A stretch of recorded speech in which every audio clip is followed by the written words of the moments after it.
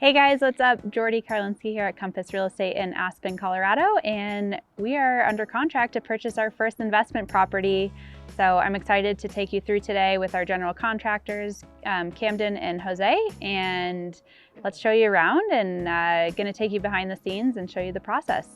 Take a look inside, guys, and let's talk about some options.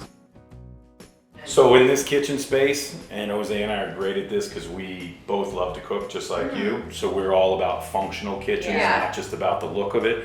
We're getting rid of this peninsula. We got this excess breakfast area. This up and down is terrible. That's 1980s called, and I want it back.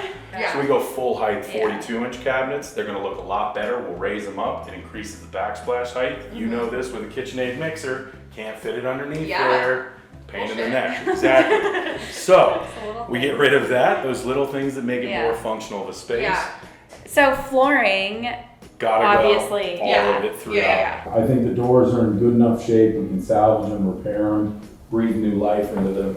I would like to see the LVT continue up the stairs into at least this area, and then we can talk about maybe the master bath, and this has a cool tile flooring, a wide plank tile. Doing a bathroom, well worth the investment if we're gonna do a resale. Are we just investing now in the tub surround? Are we keeping the tub?